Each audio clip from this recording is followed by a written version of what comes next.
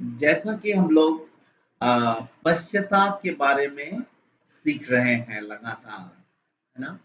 तो पश्चाताप के बारे में, पश्चाताप क्या और दूसरा, शोक और पश्चाताप में क्या अंतर है ना?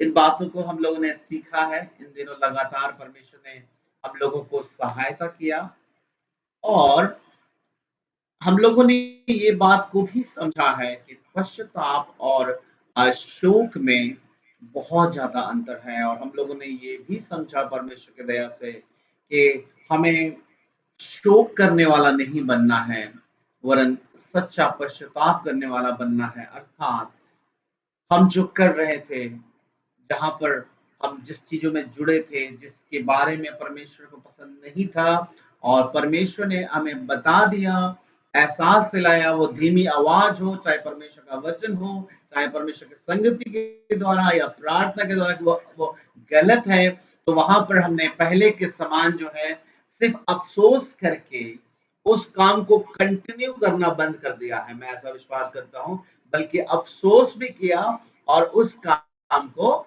छोड़ दिया। तो यही मैं हम लोग सीखें कि यही है सच्चा पश्चाताप। उन बातों से जो परमेश्वर की इच्छा के अनुसार नहीं है, उससे मन को फिराना। हम सचमुच धन्यवाद करते हैं संतोष भाई की गवाही के लिए। ये अपने आप में मुझे सच में बहुत बड़ा चमत्कार और बहुत सुंदर आशीष के रूप में दिख रहा है। आज के एक समय में काफ़ी बार हम लोग समझाएँ, लेकिन संतोष भाई इस चीज़ से निकल नहीं पा रहे थे। लेकिन निश्चित रूप से ये परमेश्वर की आत्मा की सहायता है कि ये ना केवल उस चीज़ पे जय प्राप्त कर रहे हैं, बल्कि अब दूसरा भी इनको अगर बोल रहा है तो उसको साफ, यहाँ तक कि वो कीमत को भी दांव पे लगा दिए, चुकाने के लिए तैयार है। अगर जॉब से भी निकाल देगा तो कोई बात नहीं है, लेकिन मैं अब माध्यम भी नहीं बनूंगा इस नशा को किसी तक पहुंचाने का। ये सचमुच परमेश्वर का एक सुंदर आशीष को, एक चमत्कार, एक परमेश्वर के कार्य को मैं देख रहा हूँ। मैं सचमुच आप सभी को उत्साहित करना चाहता हूँ, विशेषकर जैसे जैसे परमेश्वर का राज निकट है, आप हमेशा इस बात को ध्यान में रखिएगा। पवित्र शास्त्र बाइबल के अनुसार सबसे बड़ा चमत्कार मन फिराना है, याद रखिएगा।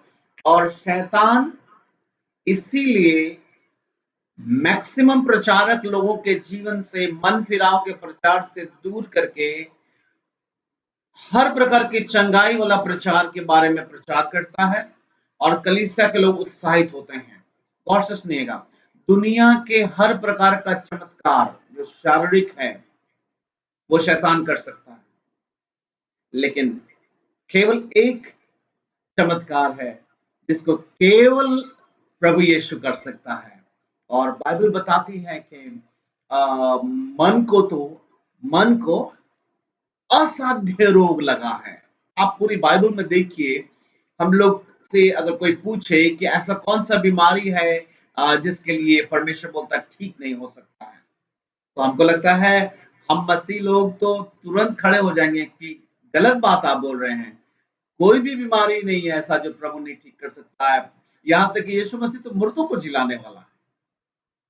तो मेरे प्यारे भाई बहन, एक बात को जरूर ध्यान रखिएगा, जरूर यीशु मसीह ठीक करता है, वो बीमारों को और मुर्दों को भी जिलाता है। लेकिन प्रभु यीशु मसीह के वचन में लिखा है एक ही बीमारी जिसके लिए कहा गया है कि उसको असाध्य रोग लगा है, जिसको साधा नहीं जा सकता, यानी मनुष्य के हाथ में नहीं है, और वो है मन। देखा है, मन को तो असाध्य रोग लगा है और इसका भेद केवल परमेश्वर ही समझता है। तो मेरे प्यारे भाई बहन, हम आप सभी को इस बात के लिए भी हम आगाह करना चाहते हैं, क्योंकि परमेश्वर का राज्य जैसे जैसे निकट आ रहा है, संसार में बहुत सारे चर्चेस में चमत्कार की बातें हो रही है। चमत्कार चाहे वो संपन्नता की ओर हो, आपके जीवन में बहुत सारा पैसा, धन दौलत, गाड़ी, बिजनेस और जॉब, इस तरह से भी लोग चमत्कार को देखते हैं। या फिर शरीर की बहुत अच्छी अच्छी चंगाइयां जो होती है मनपसंद, वो या फिर बहुत कुछ जो संसारिक है उसको चमत्कार के रूप में ज्यादा देखते हैं लोग। और बहुत सारे कलीसिया के लोग चमत्कार का अर्थ इन्हीं बातों को समझते हैं कि हमको जॉब में प्रमोशन मिल जा रहा है, मेरे बच्चे अच्छा पढ़ लिख ले रहे हैं, डॉक्टर इंजीनियर बन जाए, वो फर्स्ट डिवीजन आ जाए, हमारा बीमारी ठीक हो जाए, है ना। इस प्रकार की बातों को ही हम चमत्कारों के या कहें परमेश्वर के द्वारा किए गए आश्चर्य कर्म के, जिसको हम दिल से धन्यवाद कर सकें, उस लिस्ट में इनको रखते हैं। और हमको लगता है बहुत कम ही सच्चे मसीही हैं जिनके लिस्ट में, जैसा बाइबल बताती है सबसे बड़ा चमत्कार कि मन फिराना, ये लिस्ट में बहुत सारे मसीहियों के जीवन में है ही नहीं। मेरे प्यारे भाई बहन, सबसे बड़ा चमत्कार मन फिराना है। और इस बात को हमेशा याद रखिएगा, यही एक कार्य है जिसको शैतान कभी नहीं कर सकता है, और ये केवल यीशु मसीह कर सकता है, और प्रभु यीशु मसीह के हाथ में है। और प्रभु यीशु मसीह की महाकरुणा के कारण आज उसकी पवित्र आत्मा की सहायता से हम लोगों का मन फिर गया है तो नहीं बोलूंगा, लेकिन हम सबका प्रभु की सहायता से हर दिन मन फिर रहा है, क्योंकि हम पश्चाताप की ओर आगे बढ़ रहे हैं। और हमेशा याद रखिएगा कि दुनिया में अगर किसी भी मीटिंग में जाए या दूसरे किसी प्रचारक के वचन को भी अगर सुन रहे हैं, मैं ये नहीं कहता कि सिर्फ मैं ही सही बोलता, बहुत सारे ऐसे परमेश्वर के दास हैं जो परमेश्वर की अगुवाई में सेवा करते हैं, लेकिन कुछ की पॉइंट्स को मैं जरूर बताना चाहूंगा, क्योंकि पश्चाताप पे आज बात हो रही है लगातार। हमेशा याद रखिए, कोई भी परमेश्वर का दास अगर शारीरिक चंगाई, पृथ्वी पर संपन्नता, अच्छा जॉब, अच्छी पढ़ाई लिखाई, इन चीजों के ऊपर ज्यादा जोर दे रहा है और आपको आपके पापों से मन फिराव को नहीं दे रहा है, सतर्क हो जाइएगा। वो आपको फंसा रहा है, वो आपको अपनी ओर अट्रैक्ट कर रहा है। लेकिन जब आप एक सच्चे दास के पास हैं और जब वो मन फिराने के लिए बोलेगा, तो उसको अच्छी तरह पता है कि इसके लिए प्रभु यीशु मसीह की ओर आपको ताकना पड़ेगा। वो आप किसी मनुष्य को महिमा नहीं, आप जीते परमेश्वर को महिमा करेंगे, क्योंकि आप समझ गए कि मन फिराओ एक परमेश्वर का दान है जो मनुष्य के हाथ में नहीं है, वो केवल और केवल परमेश्वर के हाथ में है। तो जीवन में, भविष्य में भी हमेशा याद रखिए कि इस पृथ्वी पर अगर कोई सबसे बड़ा चमत्कार है जो प्रभु करता है, तो वो मुर्दों को जिलाना भी नहीं है ना, मुर्दों को भी जिलाना नहीं है, लेकिन मन फिराना है। इसलिए कभी नहीं भूलिएगा इन बातों को। और अब हम लोग कुछ पॉइंट्स को, जैसे बीते दिनों में 4 बातों को हम लोगों ने सीखा था, उसी प्रकार से मन फिराने के संबंध में आज कुछ बातों को आप लोगों को हम बताना चाहते हैं। अगर आप इसको याद रखने की कोशिश करेंगे तो बहुत अच्छा है, क्योंकि हम लोगों ने समझा सीखा बीते दिनों के पश्चाताप क्या है, शोक और पश्चाताप में क्या अंतर है। और आज मैं आप लोगों को ये बताना चाहता हूं कि हम पश्चाताप कैसे करेंगे, है ना। पश्चाताप हम कैसे करेंगे, किन किन बातों को ध्यान देने की आवश्यकता है पश्चाताप करने में। तो इसमें हम 7 बातें बताना चाहते हैं आज, है ना, 7, है ना, 7 वंडर्स कह सकते हैं, लकी 7, बाइबल के हिसाब से 7 नंबर जो है बहुत ही अच्छा है, इंपॉर्टेंट है। तो 7 बातें मैं बताना चाहता हूँ, और आपसे मेरा यही रिक्वेस्ट होगा कि जीवन में इन बातों को कभी मत भूलिएगा। तो इन 7 बातों में पश्चाताप करने के सबसे पहली बात है, जिसके बारे में कल भी हमने बताया था, उसी को हम लोग पहला पॉइंट मान के चलेंगे, और वो ये है कि हमें इस बात को पहचानने के द्वारा कि परमेश्वर ही हमें पश्चाताप का दान स्वरूप में देता है, हमको इसके लिए क्या करने की आवश्यकता है, तो हम लोगों को इसके लिए प्रार्थना करने के लिए आवश्यकता है। सो इस पहला पॉइंट, पश्चाताप हम कैसे करने के लिए विषय में अगर बोले, तो हमको, मेरे लिए, हम लोग के लिए पहला पॉइंट ये होगा कि हमें परमेश्वर से पश्चाताप, मन फिराव का दान मिले, इसके लिए हमें क्या करना है, प्रार्थना करना है ना। ये पहला पॉइंट है, पश्चाताप के लिए हम क्या करना है, प्रार्थना करना है। क्यों प्रार्थना करना है पश्चाताप के लिए, क्योंकि हम लोगों ने सीखा कि परमेश्वर ने ही जीवन के लिए अन्य जातियों को भी मन फिराव का दान दिया है ना। हम देखते हैं कि पौलुस तीमुथियुस को क्या सिखाता है कि विरोधियों को नम्रता से सिखाओ कि क्या जाने परमेश्वर उन्हें मन फिराव का दान दे। सो मैं पश्चाताप कैसे करूं, ये हम लोगों का एक मुख्य विषय है, हम सीख रहे हैं। और मैं पश्चाताप करूं कैसे करूं के ऊपर में पहला जो पॉइंट है जो हमें याद रखना है वो ये है कि सच्चा पश्चाताप हमें दान स्वरूप मिले, इसके लिए हमें प्रार्थना करने की आवश्यकता है। ठीक है। अब दूसरा पॉइंट पे हम लोग आते हैं। पहला पॉइंट जो है आप सब समझ गए, आपको हमको लगता है किसी को समझने में दिक्कत नहीं, कल थोड़ा सा हम सिखाए भी हैं। 7 बातों को हम लोग सीखने के लिए जा रहे हैं कि पश्चाताप जरूरी है, ये बात को हम लोग समझ चुके हैं। लेकिन पश्चाताप को कैसे करना है, किन किन बातों को ध्यान रखना होगा हमेशा पश्चातापी जीवन जीने के लिए, उसमें बात कर रहे हैं। तो सबसे पहला क्या है, ये एक दिन के लिए नहीं बोल रहा हूं, हर दिन हर पल हमें परमेश्वर से क्या करना होगा, प्रार्थना करना होगा, ताकि परमेश्वर हमारे जीवनों में पश्चाताप का दान दे। तो ये पहला पॉइंट है, प्रार्थना करना होगा पश्चाताप का दान। दूसरा, हमें इस बात को स्मरण करने की आवश्यकता है। वो क्या बात को, सच्चा पश्चाताप है, उसकी दया को स्मरण करने की आवश्यकता है। मेरे प्यारे भाई बहन, पश्चाताप अगर परमेश्वर की दया को आप स्मरण नहीं करेंगे ना, तो सच्चा पश्चाताप नहीं मिलेगा। मैं आपको पहले भी बताया, एक बार फिर से आज आपको बताना चाहता हूं कि सच्चा पश्चाताप मन फिराव का परमेश्वर की दया स्मरण होना यानी याद रखना जरूरी है। मुझे याद है एक मीटिंग के बारे में मैं बता रहा हूं, जब मैं आरंभिक दिनों में, शुरुआती दिनों में जब मैं सेवा कर रहा था, उन दिनों की बात है। एक जगह आराधना हो रही थी और एक परमेश्वर के दास जो है वो कह रहे थे कि सब लोग अपने मुंह को खोलकर परमेश्वर को धन्यवाद करे, कोई भी मुंह बंद ना रखे और धन्यवाद करे, धन्यवाद करे, कोई भी मुंह ना बंद रखे। तो सब लोग हालेलुया धन्यवाद, हालेलुया धन्यवाद, सब लोग बोलना शुरू किए। तो मैं भी पीछे पीछे बोलना शुरू किया, क्योंकि पास्टर बोले सब लोग मुंह खोलकर धन्यवाद करें। अक्सर हम लोग ऐसा करते भी हैं, लेकिन अचानक से मुझे ऐसा लगा कि मैं धन्यवाद क्यों कर रहा हूँ, किस बात के लिए, पास्टर बोला है इसलिए धन्यवाद कर रहा हूँ, या मुझे कुछ याद भी है कि प्रभु ने मेरे जीवन में कुछ दया किया है। और सच बता रहा हूँ, पास्टर ने बोला था इसलिए मैं कर रहा था। आप देखिए कि कलीसियाओं में आप लोग को मालूम है कितनी बार बोलता हूँ, अपने हाथों को उठाकर प्रभु की महिमा करें। आप सब लोग कलीसिया में गवाह हैं कि मैं जब बोलता हूँ हाथ उठा के, तो वो शुरुआत में ऐसे होता है सबका हाथ, उसके ऐसे होता है, उसके बाद ऐसे होता है, हम अपना उठाए में सब धीरे धीरे ऐसे हो जाते हैं। क्यों?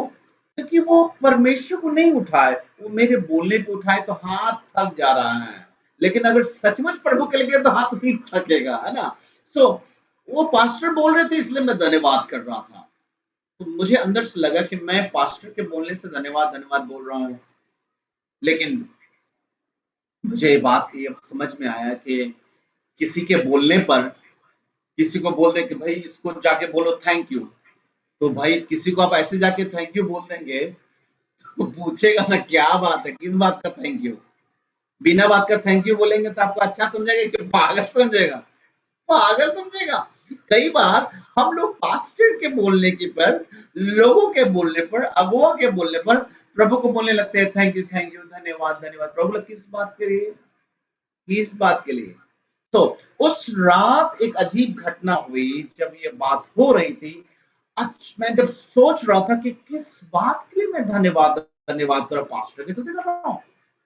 सडनली ऐसा लगा कि मेरे दिमाग में फ्लैश किया एक घटना, और वो घटना मेरी बेटी का जब इस दुनिया में आना था, और डॉक्टर ने रात में अचानक से बोल दिया था कि अभी तुरंत सर्जरी करना होगा और जाके 15-20 हजार का इंतजाम करो। और मेरे पास पैसे नहीं थे और मैं बिल्कुल असहाय हो गया कि अब मैं क्या करूं, मैं किसके पास मांगने जाऊं इतनी रात में। मैं बस प्रभु के सामने रोने लगा, प्रभु मैं कहां से लाऊंगा पैसा। और थोड़ी देर के बाद मेरी माँ आती है जिस रूम में, लेबर रूम से, ये बोले कि बेटा बेटा परमेश्वर का धन्यवाद करो कि तुम्हारी बेटी जो है इस दुनिया में आ चुकी है और जो सर्जरी की बात थी, जो योजना थी डॉक्टर की, वो फेल हो गई।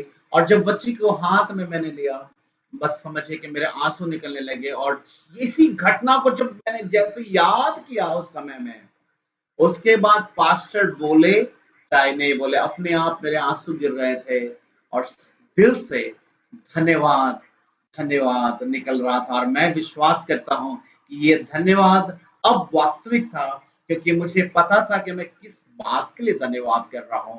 क्योंकि परमेश्वर जिसने हमें बुद्धि दिया, वो बुद्धिहीन तो नहीं कि बिना कारण के धन्यवाद दोगे और वो ग्रहण हो जाएगा। तो मेरे प्यारे भाई बहन, मैंने उस दिन एक बात को समझा कि परमेश्वर की दया अगर आपको स्मरण नहीं आए ना, तो आप दिल से पश्चाताप और धन्यवाद नहीं कर सकते। सो हर दिन अगर आप परमेश्वर से गिड़गिड़ाते हैं, यानी प्रार्थना करते हैं, पहला नंबर 1 कि मन फिराव के लिए, तो मन फिराव के लिए ये आवश्यक है कि ना केवल हम प्रार्थना करें, वरन उसकी दया को हम स्मरण रखें। जैसा कि अगर आप मेरे साथ वचन निकालें कि रोमियो उसका 2 अध्याय उसका 4 वचन।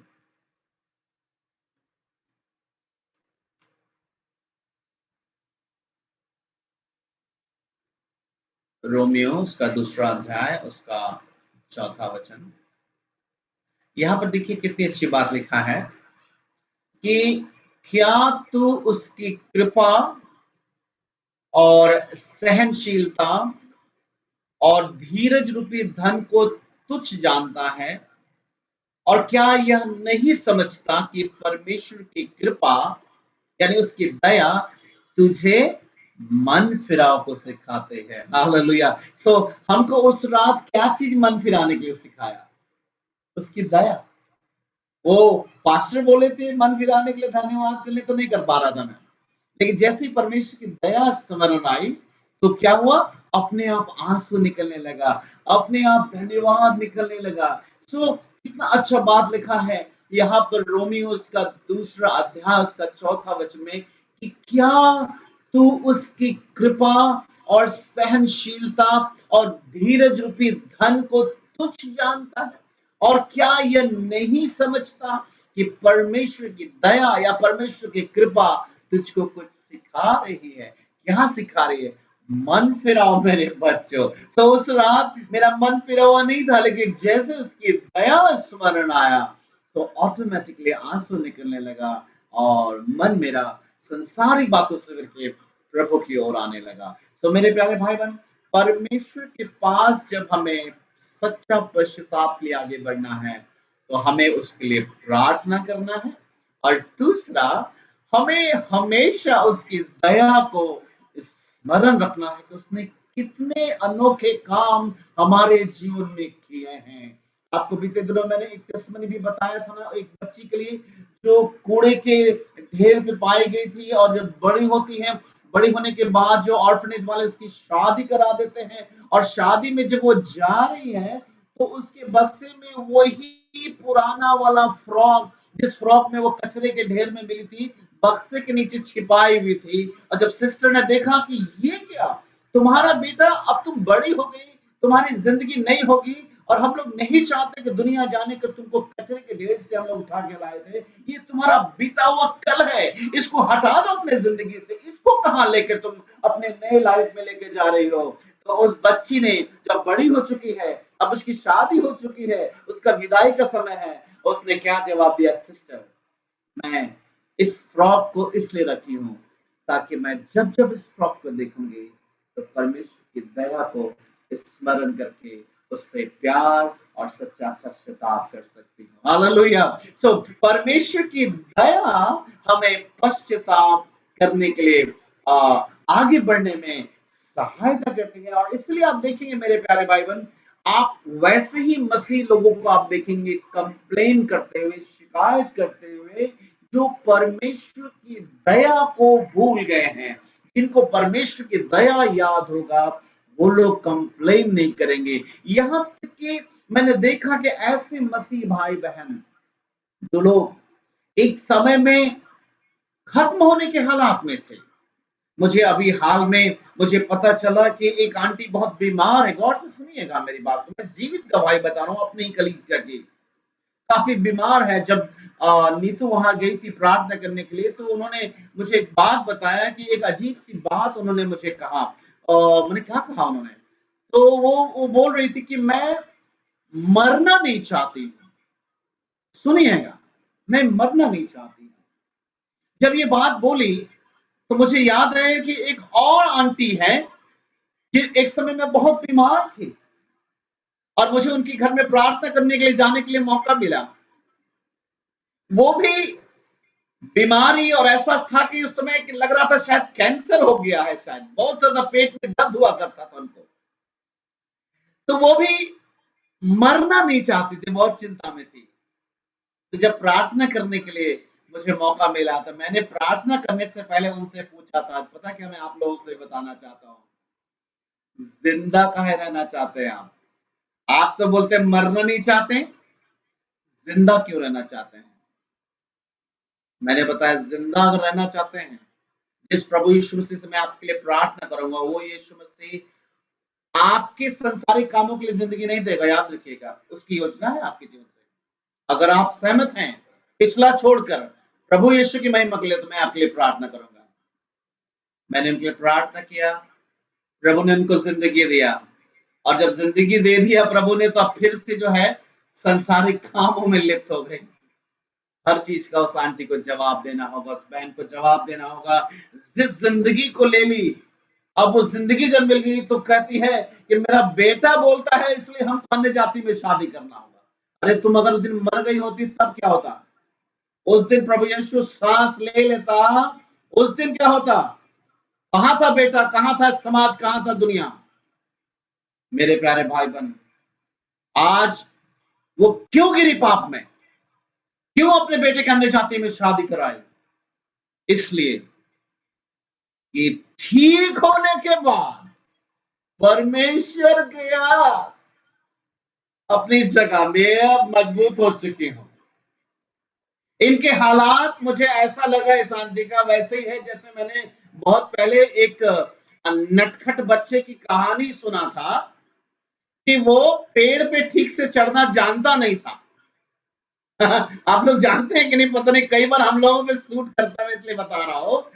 और वो जोश में एक दिन मौसम अच्छा था तो पेड़ पे चढ़ने लगा, जबरदस्ती लटक लटक के चढ़ने लगा, क्योंकि मौसम बहुत अच्छा था, हवा बहुत चल रहा था, और उसमें जो है वो चढ़ गया। जोश में फिर देखा मौसम अच्छा और ऊपर चढ़ गया, और चढ़ते चढ़ते एकदम सबसे ऊपर में चढ़ गया, जो पेड़ पे चढ़ना भी नहीं आता था।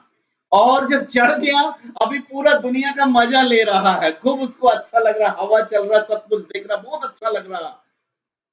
अभी जब शाम होने लगी तो नीचे देखा तो डर गया, अरे बाप रे हम कहां चल रहे हैं जोश में। तब ईश्वर को, अपना भगवान को कहता है, हे भगवान एक सीढ़ी नीचे उतार दे, एक तो लड्डू चढ़ाएंगे। और वो ताकत लगा के एक सीढ़ी उतर जाता है डंडी से, फिर देखता भी तो और नीचे है, फिर बोलता है एक लड्डू और चढ़ाएंगे, एक सीढ़ी और उतरने में सहायता अगर भगवान, एक सीढ़ी और ऐसे करते करते अभी आखिरी पे नीचे पहुंच चुका है। अब लास्ट बचा है, अब उसके बाद जमीन पर उतरने वाला है। वहां पे बोला भगवान यहां से उतरने दे बस आखिरी बार, उसके बाद हम सीधा एक दो नहीं 10 नहीं 100 लड्डू चढ़ाएंगे। और वहां से भी वो कूदता है और सकुशल बिल्कुल सुरक्षा के साथ वो जमीन पे गिरता है। और सबसे पहला बात क्या बोलता है मालूम? ऐसे करके पेड़ को देख के, अब ना तो पेड़ पे चढ़ेंगे और ना लड्डू चढ़ाएंगे। ओ मेरे प्यारे भाई बहन, हमारे कलीसिया के भाई बहनों की यही हालात है। जब तक मर रहे हैं, जब तक तबाह हैं, जब जिंदगी नहीं मिल रही है, तो प्रभु यीशु हम आज्ञा मानेंगे, प्रभु यीशु मसीह आप जो बोलेंगे वो करेंगे। और जहां सब चीज मजबूत हुआ तो काहे का प्रभु, अभी पहले हम अपना काम पूरा कर लेते हैं, उसके बाद फिर देखा जाएगा। मेरे प्यारे भाई बहन, मैं अपनी कलीसिया के बारे में मैं बता रहा हूं। तब वो सारा संसार लिया, और सोच के देखिए क्या परमेश्वर की आंखों से छिपा हुआ है ये बातें?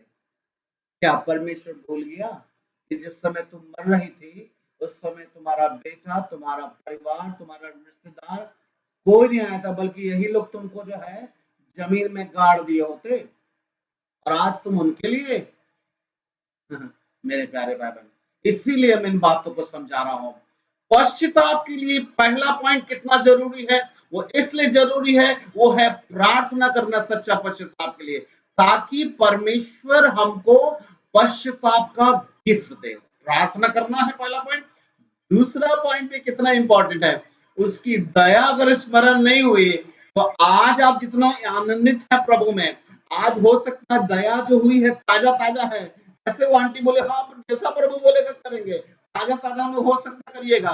दया जहां भूले फिर पश्चाताप आपके जीवन से खत्म हो जाएगा। सो सच्चा पश्चाताप में बने रहने के लिए आवश्यक है कि प्रतिदिन हम परमेश्वर से प्रार्थना करें कि प्रभु, जैसा मैंने सिखाया कि कई हिस्से हैं हमारे जीवन में जो संसार में प्लग किए हुए हैं, हो सकता है एक निकला हो, अभी हजारों बाकी है, इसलिए हर दिन हमें हर उन बातों के लिए भी, हर एक एक छोटी छोटी बातों के लिए मन फिराव का ध्यान चाहिए हमें। सो उसके लिए क्या करना है, पहला पॉइंट पश्चाताप कैसे करो के विषय में पहला पॉइंट है, हमें पश्चाताप का दान मिले इसके लिए प्रार्थना करने की आवश्यकता है। दूसरा पॉइंट, हम पश्चाताप को सही रीति से कर सके उसके लिए हमें परमेश्वर की दया स्मरण रहनी चाहिए। अगर स्मरण रहेगी तो हम पश्चातापी जीवन आगे भी जी सकते हैं। आज कैसे संतोष भाई ने जैसा बताया, क्यों मना कर दिया उनको कि भाई हम नहीं देंगे खुद का, इसलिए कि अभी ताजा ताजा इन्होंने देखा कि परमेश्वर किस प्रकार इनसे अपने पवित्र आत्मा की सहायता से प्रेम कर रहा है, शांति दे रहा है, घर में एक नया आनंद दे रहा है। जो बच्चे प्यार से बैठते नहीं थे प्रभु में अब बैठ रहे। सो इनको परमेश्वर की दया अभी ताजा स्मरण है। सो इस दया को देखने के बाद अब इनको लग रहा है कि ठीक है जॉब जरूरी है, लेकिन जॉब इतना जरूरी नहीं है कि इसकी वजह से हम परमेश्वर के उपस्थिति से, उसकी आज्ञाओं से हम जो है समझौता करके हम प्रभु से दूर हो जाएं और मेरे बच्चे फिर से बिखर जाएं। सो परमेश्वर की दया इनको स्मरण है, और स्मरण होने की वजह से ये कितना अच्छा पश्चातापी जीवन जी पा रहे हैं। आप समझ रहे हैं ना सब लोग मेरी बात को?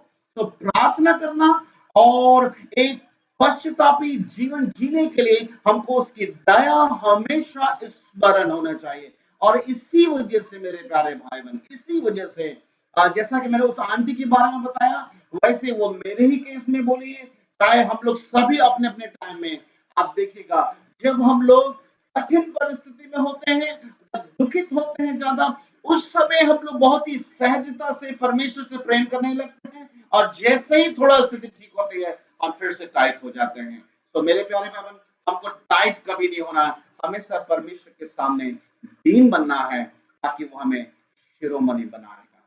तो पहला पॉइंट पश्चाताप मैं कैसे करूंगा, ये है कि हमें प्रार्थना करना है पश्चाताप के लिए। दूसरा, परमेश्वर की दया को कभी नहीं भूलना है। तीसरे पॉइंट में हम लोग जाएंगे कि परमेश्वर को समय दीजिए, उसको अनुमति दीजिए कि वो आपकी गलतियों को स्मरण दिला सके। गौर से सुनिएगा, परमेश्वर को समय दीजिए और परमेश्वर को मौका दीजिए, परमेश्वर को अधिकार दीजिए कि वो आपकी गलतियों को दिखा सके। मेरे प्यारे भाई बहन, परमेश्वर हमको हमारी गलतियों को कब दिखा सकता है? केवल तब जब हम परमेश्वर के पास जाएं और समय दें और प्रभु से कहें कि प्रभु आप सहायता करें, मैं अपनी गलतियों को देखना चाहता हूं। मेरे प्यारे भाई बहन, कई बार मैं आपको बताना चाहता हूं, हम लोग प्रार्थना खुल के क्यों नहीं कर पाते हैं। मैं सच बता रहा हूं, खुल के प्रार्थना कई बार हम इसलिए नहीं कर पाते हैं क्योंकि कहीं ना कहीं हमारे विवेक में परमेश्वर का आत्मा कुछ बातों को दिखाया है कि तुम ये गलत कर रहे हो। तो इसलिए हम खुल के परमेश्वर के पास प्रार्थना में नहीं जाते, हम उसको अनुमति नहीं दे रहे कि वो हमको खुलकर हमको दिखाए कि यू आर रॉन्ग, तुम गलत चल रहे हो, तुम गलत चल रहे हो। मुझे याद है एक समय की बात है कि मेरा भाई जो है प्रार्थना रूम में गया और प्रार्थना रूम से हड़बड़ा के बाहर आ गया। मैंने बोला कि क्या हो गया, प्रार्थना में गए थे तुम हड़बड़ा के बाहर आ गए। जानते क्या जवाब दिया? बड़ा अच्छा जवाब था। बोला कि नहीं नहीं, प्रार्थना रूम में गए तो ठीक ही थे, हम बाहर इसलिए आ गए ना कि ऐसा लग रहा था परमेश्वर बात कर लेगा। परमेश्वर बात कर लेगा तो इसमें दिक्कत क्या है? हम सभी बातें तो करना चाहते हैं। गौर से सुनिएगा, ये हमारी आपकी कहानी है। वो क्या बोल रहा है, कमरा से क्यों बाहर आ गया है? प्रार्थना करने गया था, बाहर इसलिए आ गया, नहीं नहीं डर लग रहा प्रभु बात कर लेगा। हमने तो दिक्कत क्या, बात कर लो। बोला नहीं ना, बात करेंगे ना तो प्रभु बोलेगा मेरे पीछे हो लो, मेरे पीछे हो लो, मेरी सेवा करो। भाई हमको तो कुछ बनना है, डीएसपी बनना है, अभी नहीं प्रार्थना करेंगे, बाप रे बाप, प्रभु बात कर लेगा। मेरे प्यारे भाई बहन, आप समझ रहे हैं ना, ये हम सबकी सच्चाई है कि कई बार हम परमेश्वर को समय और अनुमति नहीं देते उन बातों में जिन बातों को हम छोड़ना नहीं चाहते कि प्रभु हमको दिखाए, खुलकर दिखाए कि यू आर रॉन्ग, इस जगह पे तुम पूरा गलत हो। हम नहीं दिखाना चाहते। अगर ऐसा करेंगे मेरे प्यारे भाई बहन, तो विश्वास मानिए, आप थोड़ा सा पश्चाताप के लिए आगे बढ़ तो गए हैं, लेकिन अब आपका आखिरी स्टेशन आ चुका है। इसके बाद आपकी गाड़ी आगे नहीं जाएगी, क्योंकि प्रभु को तो अपनी सामर्थ्य से पश्चाताप के अभी कई स्टेशन पे गाड़ी रोकना था। अब तो पहले ही स्टेशन पे गाड़ी रोक दिए। हो सकता कोई दूसरा स्टेशन पे है, कोई तीसरा स्टेशन पे। मेरे प्यारे भाई बहन, जिस जिस स्टेशन पे गाड़ी लेकर जा रहा है पवित्र आत्मा, हर जगह वेलकम कीजिए प्रभु को। Yes lord, you are right. ये बात मेरे मन में आपने बहुत पहले डाली थी, माफ कीजिएगा प्रभु। बीते 4 साल पहले, 5 साल पहले, 10 साल पहले, पिछले हफ्ते आपने दिखाया था प्रभु, लेकिन मैं इग्नोर कर रही थी। लेकिन प्रभु प्लीज, इट्स ऑल योर्स। वचन में लिखा है तुम अब अपने नहीं हो, तुम काम देकर मोल लिए गए हो, इसलिए अपने शरीरों के द्वारा भी मेरी महिमा करो। सो मेरे प्यारे भाई बहन, अगर हम लोग देखें तीसरा पॉइंट क्या है, तो परमेश्वर को समय और अनुमति दीजिए कि वो आपको आपके पापों को दिखाए, है ना। इसमें हम लोग अगर एक वचन को भी अगर देखना चाहें तो हम देखते हैं कि इस कार्य को करने के लिए परमेश्वर के दास ने कितने अच्छे से प्रार्थना की। आप देखिए, अब भजन संहिता उसका 139 उसका 23 और 24, भजन संहिता 139 उसका 23 और 24, यहाँ पर देखिए क्या प्रार्थना कर रहा है ना। दाऊद कह रहे, हे ईश्वर मुझे जांच कर, मुझे जांच कर। कैसे हम लोग एक्सरे करते हैं, टेस्ट करते हैं ना, वो कह रहा है प्रभु मुझे जांच कर जान ले, मुझे परख कर मेरी चिंताओं को जान ले, और देख कि मुझ में कोई बुरी चाल है कि नहीं, और अनंत के मार्ग में मेरी अगुवाई कर। हालेलुया, हालेलुया, परमेश्वर की स्तुति हो। कितना अच्छा से देखिए, ये वो दाऊद है जो एक समय में परमेश्वर के नजर में जो घृणित अपराध था उसने किया था, लेकिन अब उसका हृदय बिल्कुल टूट गया है। सो वो कह रहा है, हे ईश्वर अब आप मेरा टेस्ट कीजिए। मैं अपने से नहीं अब ये कहना चाहता हूं कि मैं इस जगह सही हूं, मैं इस जगह गलत हूं। कई बार हम अपने दिमाग से खुद डिसाइड कर लेते हैं, नहीं नहीं ये चीज गलत नहीं है और ये चीज सही है।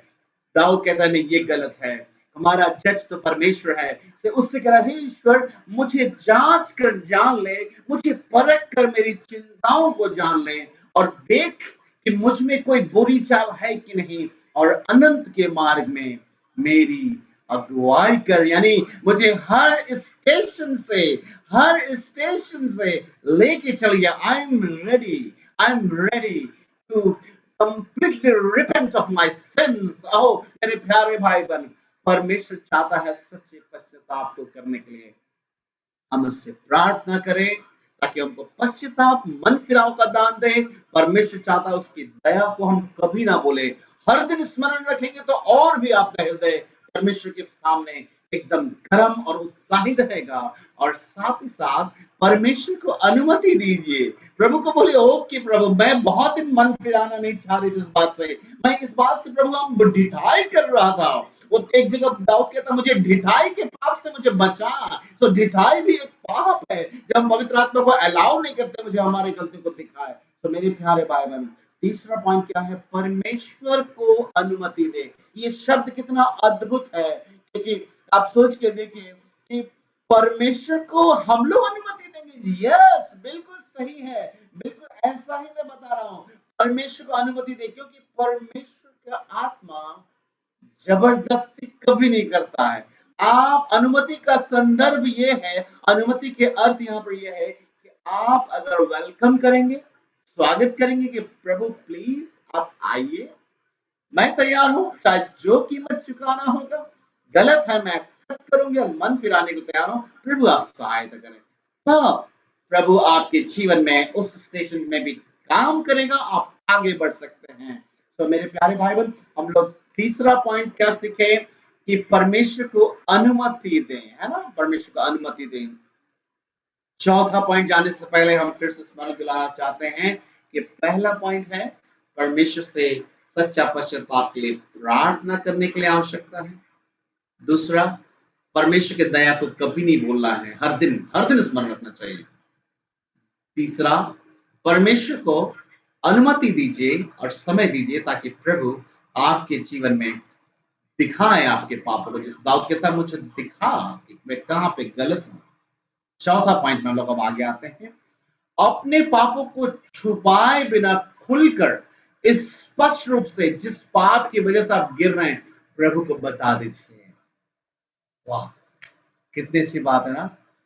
प्रभु से खुलकर बता दीजिए कि आपने क्या अपराध किया है, किस जगह पर गिरे, खुल के बताइए। देखिए, कई बार हम लोग जिस चीज से परेशान होते हैं ना, उस चीज पे खुल के बात नहीं करते। कहीं ना कहीं हम लोगों को लगता है कि बाप रे, तो बहुत कठिन है, आसान है, इतना इतना आसानी से नहीं ठीक होने वाला, ये बहुत बड़ा मैटर है, याद से थोड़े कब से चला रहा है, इतना जल्दी कैसे होगा, हम बताएंगे, धीरे धीरे प्रभु को बताएंगे। नहीं नहीं नहीं, पश्चाताप करना है। जो भी मैटर है, जो भी बात है, परमेश्वर को खुलकर बताने के लिए ये चौथा पॉइंट है। कुछ मत छिपाइए, प्रभु से खुलकर बात कीजिए। आप अगर इसमें मेरे साथ एक वचन को देख सकते हैं, भजन संहिता उसका 51 का 1 से लेकर हम लोग देखते हैं आगे, मैं यहाँ पर भी डाल दे रहा हूँ। भजन संहिता उसका 51 उसका 1 से लेकर 12 तक हम देखते हैं। यहाँ पर दाऊद जब उसने अपराध किया तो उसने कुछ नहीं छिपाया, वो खुलकर प्रभु से बात की। देखिए, मैं पढ़ रहा हूं, गौर से सुनिएगा। कह रहा, परमेश्वर अपनी करुणा के अनुसार मुझ पर अनुग्रह कर, अपनी बड़ी दया के अनुसार मेरे अपराधों को मिटा दे, मुझे भली भांति धोकर मेरे अधर्म को दूर कर, मेरे पाप से छुड़ाकर मुझे शुद्ध कर। मैं तो अपने अपराधों को जानता हूँ। हम लोग ऐसा करते जैसे जान ही नहीं रहे हैं, प्रभु का सत्य का नहीं। दाऊद देखिए खुलकर बता रहा है, मैं अपने अपराध को आज से क्या बोलना, प्रभु मैं जानती हूँ, मैं जानता हूँ, है ना, और मेरे पाप निरंतर मेरी दृष्टि में रहता है। यानी अब एक्सेप्ट कर रहा, देखिए खुलकर बता रहा है, मैंने केवल तेरे ही विरोध पाप किया और जो तेरी दृष्टि में बुरा है मैंने वही किया है, ताकि तू बोलने में धर्मी और न्याय करने में निष्कलंक ठहरे। देख, मैं अधर्म के साथ उत्पन्न हुआ और पाप के साथ अपनी माता के गर्भ में पड़ा। देख, तू हृदय की सच्चाई से प्रसन्न होता और मेरे मन में ही ज्ञान सिखाएगा। जूफा से मुझे शुद्ध कर तो मैं पवित्र हो जाऊंगा, मुझे धो, मैं हिम से भी अधिक श्वेत और सफेद बनूंगा। मुझे हर्ष और आनंद की बातें सुना, जिससे जो हड्डियां तूने तोड़ डाली है वो मगन हो जाए। अपना मुख, देखिए प्रभु से अपना मुंह को मेरे पापों से फेर लीजिए और मेरे सारे अधर्म के कामों को मिटा दीजिए। प्रभु हे परमेश्वर, मेरे अंदर शुद्ध मन उत्पन्न कर, मेरे भीतर फिर नए नए सिरे से उत्पन्न कर स्थिर आत्मा को मुझे अपने सामने से मत हटाइए। मैं फिर से आपको उपस्थिति में आना चाहता हूँ और अपनी पवित्र आत्मा को मुझसे अलग मत करिए। पवित्र आत्मा ही तो हमको सिखाएगा ना किस किस स्टेशन में जाना है। अब देखिए उसको समझ में आया, ढिठाई करने से पवित्र आत्मा जो हमें पश्चाताप के लिए ले जाना चाहता था, इसने ढिठाई करके पाप किया, पवित्र आत्मा की आवाज को नहीं सुना, पवित्र आत्मा को बस इसके जीवन से चली गई। अब वो परमेश्वर से प्रार्थना कर रहा है, क्षमा मांग रहा और प्रभु से ये बात भी कर रहा है। अब पवित्र आत्मा को बोली फिर से आने के लिए, वेलकम होली स्पिरिट, अलग मत करें और अपने किए हुए उद्धार का हर्ष मुझे फिर से दे और उदार आत्मा देकर मुझे संभाल। हालेलुया, परमेश्वर की स्तुति हो। मेरे प्यारे भाई बहन, परमेश्वर हम लोगों से क्या चाहता है? परमेश्वर चाहता है कि हम प्रतिदिन परमेश्वर से पश्चाताप का, मन फिराने का वरदान के लिए प्रार्थना करें अपने जीवन के हर एक बातों में जहां पर आपको दिख रहा है। दूसरा, उसकी दया को कभी ना भूले। तीसरा, परमेश्वर को मौका दे कि परमेश्वर आपको दिखाए आपके पापों को। और चौथा, परमेश्वर से खुलकर बात कीजिए, मत छिपाए। दाऊद खुलकर बात किया अपने बातों को, एक एक बात को एक्सेप्ट किया। ये चौथा पॉइंट था। और पांचवा पॉइंट हम देखते हैं, अपने पापों की क्षमा एवं अधर्म की शुद्धता के लिए अपने परमेश्वर के हाथ में अपने जीवन को सौंप दें। तो जब तक हम परमेश्वर के हाथ में हम नहीं सौंपेंगे, परमेश्वर कैसे हमको शुद्ध करेगा? हमारा मन, हमारा विचार, हमारी सोच समझ से बढ़कर परमेश्वर हमको शांति और आशीष और छुटकारा दे सकता है। अपने पापों की क्षमा और अधर्म से निकलने के लिए हमको क्या करना है? अपने आप को परमेश्वर के हाथ में सौंप देना है। जैसा कि परमेश्वर के वचन में पहला यूहन्ना 1:8 और 9 में ऐसा लिखा है, हम लोग यहाँ पर देख सकते हैं वचन को। लिखा है, कितनी अच्छी बात देखिए, यहाँ पर लिखा है, यदि हम कहें कि हम में कुछ भी पाप नहीं, यदि हम कहें कि हम में कुछ भी पाप नहीं, तो हम अपने आप को, किसको? अपने आप को धोखा देते हैं और हमें सत्य नहीं, है ना? हम किसको धोखा देते हैं? अगर लगता है हमें पाप नहीं, तो हम दूसरों को धोखा देते हैं, परमेश्वर को धोखा देते हैं, हम अपने आप को धोखा देते हैं। यदि हम अपने पापों को मान ले, यानी प्रभु के हाथ में सौंप दे, प्रभु जैसा भी हूं मैं आपका हूं परमेश्वर, यदि हम अपने पापों को मान ले, तो वह हमारे पापों को क्षमा करने और हमें सब अधर्म से शुद्ध करने में विश्वास योग्य और धर्मी परमेश्वर है। हालेलुया, परमेश्वर की स्तुति हो। ये पांचवा पॉइंट था, अपने आप को परमेश्वर के हाथ में सौंप दे ताकि हमें शुद्ध और पवित्र कर दे। और हम लोग इस बात को अब छठे पॉइंट में आ रहे हैं, हम लोग बस खत्म करने जा रहे हैं मीटिंग को। आप चिंता न करें, इस बात को समझें और इस बात को स्वीकार जरूर करें कि केवल यीशु मसीह के बलिदान के कारण ही मुझे गुनाहों से क्षमा मिल सकती है। यीशु मसीह के लहू से ही हमें पापों की और अधर्म से क्षमा मिल सकती है।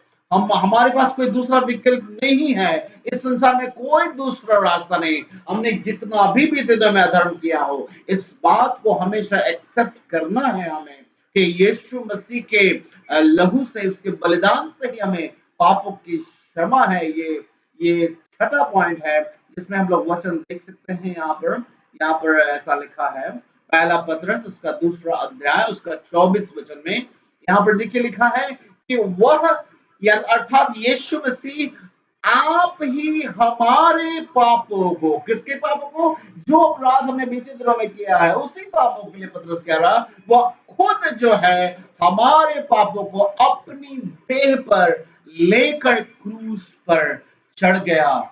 क्यों चढ़ गया?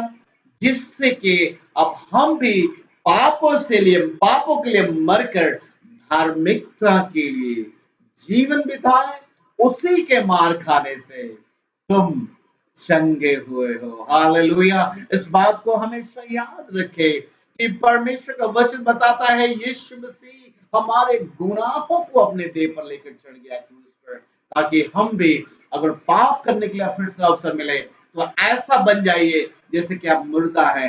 आप कैसे? मुर्दा कुछ नहीं कर सकता, हमें भी नहीं कर सकती पाप, लेकिन प्रभु के कामों के लिए जिंदा हो जाइए, धार्मिकता के लिए जीवन बिताने के लिए लिखा है। और आखिरी पॉइंट हम इस बात को बताना चाहते हैं कि जिसके भी साथ आप गलत कर रहे हैं उसको सही करना। ये सच्चा पश्चाताप के ऊपर में कैसे करेंगे, इसके ऊपर हम लोग आज सीख रहे हैं। उसमें आखिरी पॉइंट जो मैं बता रहा हूं वो ये है कि जिसके साथ भी आप गलत कर रहे हैं उसको सही करेंगे तो सचमुच परमेश्वर आपको एक सच्चा आशीषित और मन फिराने वाला खूबसूरत परमेश्वर आपको जीवन देगा। आप मेरे साथ एक वचन को जल्दी से देख लीजिए। एक आखिरी मैं पॉइंट बता रहा हूं। यहाँ पर देखते हैं एक व्यक्ति था जो टैक्स लेने वाला, सूद पर पैसा चलाने वाला व्यक्ति था। लूका उसका 19 अध्याय उसका 1 से लेकर 9 तक हम लोग देख रहे हैं। लूका 19 अध्याय उसका 1 से लेकर 9 तक हम लोग देख रहे हैं।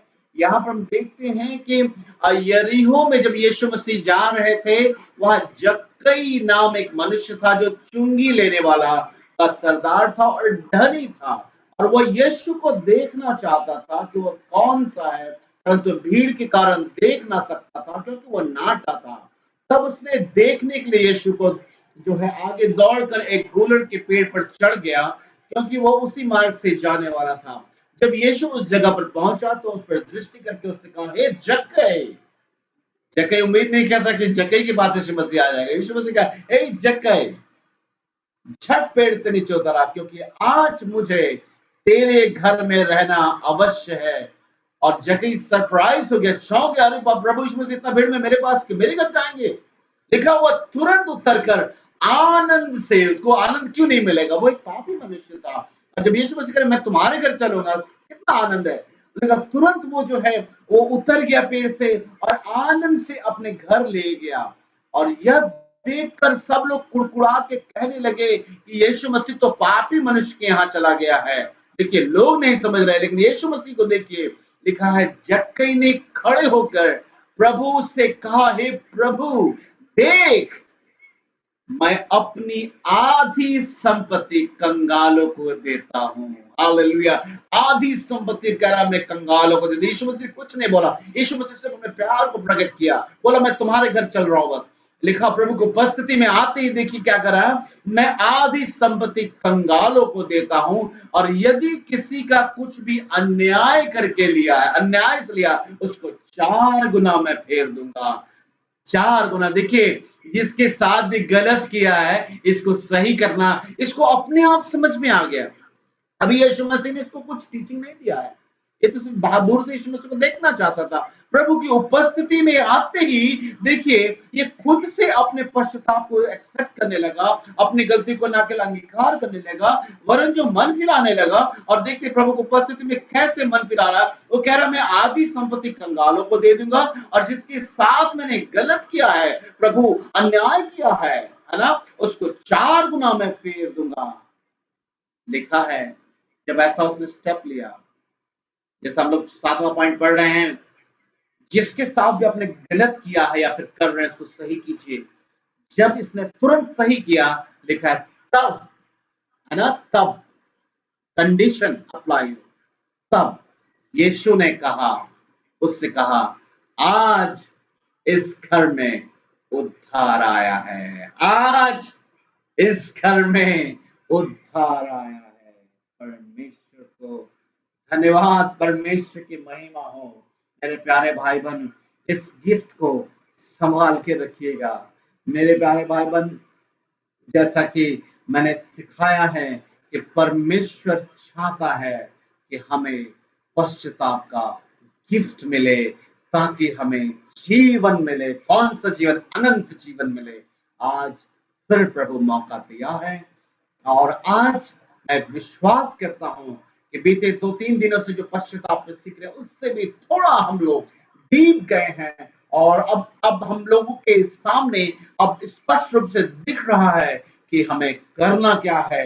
हम अब बहाना ना बनाए पवित्र आत्मा के सामने, लेकिन उसको अनुमति दें कि प्रभु मुझे हर उन मार्गों से लेकर चलिए जहां पर मेरे अंदर का एक पापी मनुष्य, एक दुष्ट मनुष्य, एक व्यभिचारी मनुष्य, एक हत्यारा मनुष्य, एक जो निंदा करने वाला मनुष्य, एक व्यर्थ बात करने वाला मनुष्य, एक अनाज्ञाकारी मनुष्य जो दिख रहा है प्रभु, आपको तो दिख रहा है प्रभु, आप जांच कर मुझे लेके चलिए और आप ही मुझे शुद्ध कीजिए। मैं स्वीकार करता हूं कि केवल आप ही प्रभु यीशु के लहू से मुझे क्षमा और शुद्ध कर सकते हैं।